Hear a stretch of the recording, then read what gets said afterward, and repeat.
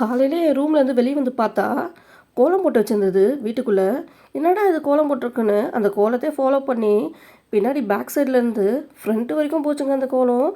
கட்டாயி சாமி ரூமில் வேற போச்சு.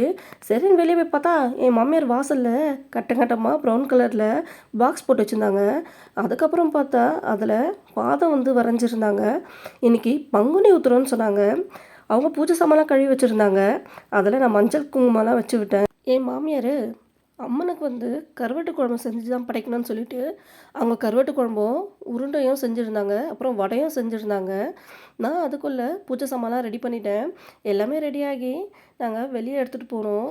காமாட்சி அம்மன் விளக்கேற்றி வச்சோம். அதுக்கப்புறம் தாமந்தட்டில் கற்பூரம், வெத்தலை, அதுக்கப்புறம் ஊதுபத்தி வச்சோம். எங்கள் மாமனார் தீபாரதனை காட்டினார்.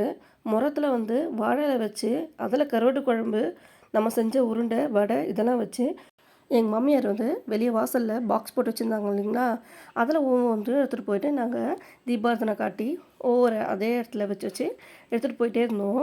நிறைய இருந்ததுனால எங்கள் மாமனார், ஏன் இன்னும் ஒரு 100 போட வேண்டியது தானே அப்படின்னு சொன்னார். எனக்கே என் மாமியாருக்கு சிரிப்பு தாங்கலை. நாங்களும் சரி சரி ஸ்கிப் பண்ணி போங்க அப்படின்னு சொன்னோம். அவர் ஒன்று ஒன்று வச்சு வச்சு எடுத்துகிட்டு போனார். லாஸ்ட்டாக வெளியே பின்பக்கம் போயிட்டோம். பின்பக்கமும் அதே மாதிரி கோலம் போட்டு வச்சுருந்தாங்க. ஒவ்வொன்றும் வச்சு வச்சு எடுத்துகிட்டு வந்தாங்க. நான் தான் வீடியோ எடுத்துகிட்டு முறத்தை கையில் வச்சுருக்கேன்னு சொல்லிவிட்டு எங்கள் மாமியார் முறத்தை அவங்களே வாங்கிக்கிட்டாங்க. அவங்களே ரெண்டுத்தையும் எடுத்துகிட்டு அப்படியே நகர்ந்து போக ஆரம்பித்தாங்க.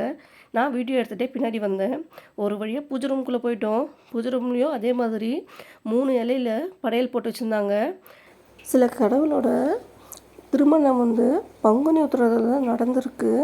அதனால் இந்த பங்குனி உத்திராடம் வந்து ரொம்ப வந்து புகழ்பெற்றதாக வந்து எல்லாராலும் கொண்டாடப்படுது.